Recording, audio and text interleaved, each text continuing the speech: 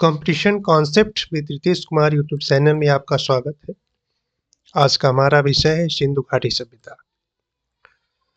नवपाषाण काल के उत्तरार्ध ताम्रपाषाण काल में जिस उन्नत ग्रामीण संस्कृति का जन्म हुआ, उसी से आगे चलकर नगरीय सभ्यता का विकास हुआ।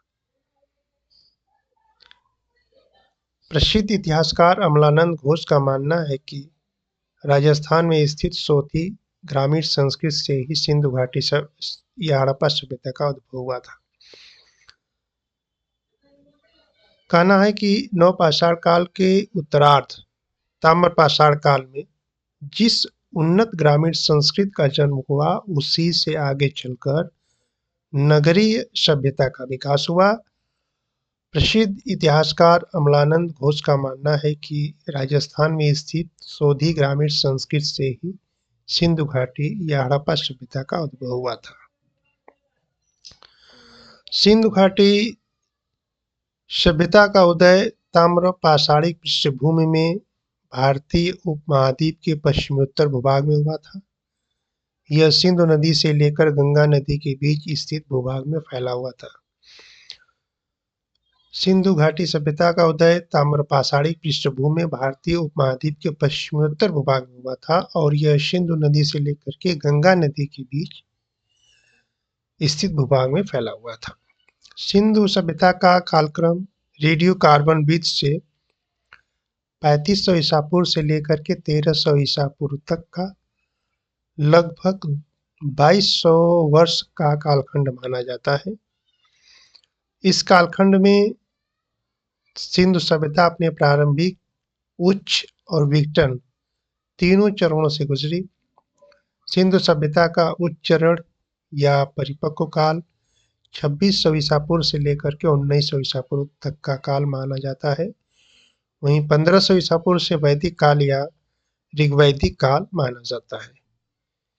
कहने का तात्पर्य यह है कि सिंधु सभ्यता का कालक्रम रेडियो कार्बन बीज से 3500 ईसा पूर्व से लेकर के 3500 ईसा पूर्व से लेकर के 1300 ईसा पूर्व तक का लगभग 2200 वर्ष का कालखंड माना जाता है सिंधु सभ्यता का। और इस 2200 वर्ष की कालखंड में सिंधु सभ्यता अपने प्रारंभिक चरण, उच्च चरण और विघटन तीनों चरणों से गुजरी। तो सिंधु सभ्यता का उच्च चरण या परिपक्व काल जो है 2600 ईसा पूर्व से लेकर के 1900 ईसा पूर्व तक का काल माना जाता है। वहीं 1500 ईस्वी से वैदिक काल या ऋग्वेद काल का आरंभ माना जाता है। सिंधु सभ्यता को भारतीय उपमहाद्वीप का प्रथम नगरीय सभ्यता माना जाता है। सिंधु घाटी सभ्यता में नगरों का सुव्यवस्थित नियोजन था। नगरों के चारों तरफ ऊंची दीवारें बनी थी। नगर के भीतर सड़कें एवं एक दूसरे को समकोण पर काटते थे। प्रत्येक आवासीय भवन के बीच में आंगन और उसमें पानी के लिए कुआं होता था। घरों का पानी निकालने के लिए नालियां बनी होती थी। हड़प्पा, मोहनजोदड़ो, चौनहोदड़ो, लोथल, कालीबंगा, बनवाली, धौलावीरा इत्यादि प्रमुख नगर थे। तो सिंधु घाटी सभ्यता को भारतीय उपमहाद्वीप का प्रथम नगरीय सभ्यता माना जाता है। और इस नगरीय सभ्यता की विशेषताएं क्या थी? तो सिंधु घाटी सभ्यता में नगरों का सुव्यवस्थित नियोजन था और नगरों के चारों तरफ ऊंची दीवारें बनी थी। नगर के भीतर सड़कें एक दूसरे को समकोण पर काटती थी और प्रत्येक आवासीय भवन के बीच में आंगन और उसमें पानी के लिए कुआं होता था। घरों का पानी निकालने के लिए नालियां बनी होती थी। तो हड़प्पा, मोहनजोदड़ो, चौनहोदड़ो, लोथल, कालीबंगा, बनवाली, धौलावीरा इत्यादि सिंधु सभ्यता के प्रमुख नगर थे। सिंधु घाटी सभ्यता में मकान सामान्यतः पक्की ईंटों के बने होते थे।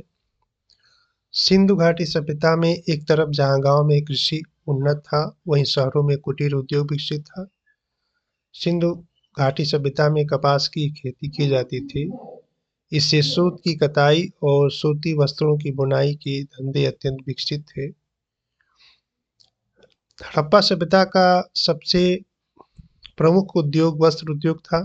सिंधु सभ्यता में मिट्टी के बर्तन और मूर्तियां बनाने का शिल्प अत्यंत विकसित था। तो सिंधु घाटी सभ्यता में एक तरफ जहाँ गांव में कृषि उन्नत था, वहीं शहरों में कुटीर उद्योग विकसित था।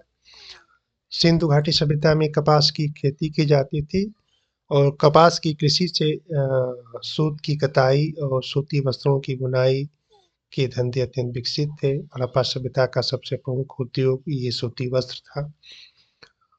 सिंधु घाटी सभ्यता में इसके अलावा मिट्टी के बर्तन और मूर्तियां बनाने का शिल्प भी अत्यंत विकसित था। हड़प्पा सभ्यता के लोग तांबे व टीन से बने कांसे के धातु के औजार का प्रयोग करते थे। हड़प्पा सभ्यता के लोग तांबे व टीन से बने कांसे के धातु के औजार का प्रयोग करते थे। हड़प्पा सभ्यता के लोगों को लोहे का ज्ञान नहीं था। सिंधु सभ्यता के लोगों ने सबसे अधिक ध्यान वाणिज्य और व्यापार को दिया। हड़प्पा सभ्यता के लोगों का गांव से शहरों और एक शहर से दूसरे शहर के बीच आंतरिक व्यापार बहुत ही समृद्ध था। वे अपने आवश्यकताओं की चीजों को वस्तु विनिमय के माध्यम से प्राप्त करते थे। कहने का मतलब यह है कि हड़प्पा सभ्यता या सिंधु सभ्यता के लोगों को लोहे का ज्ञान नहीं था। सिंधु सभ्यता या हड़प्पा सभ्यता के लोगों ने सबसे अधिक ध्यान वाणिज्य और व्यापार को दिया।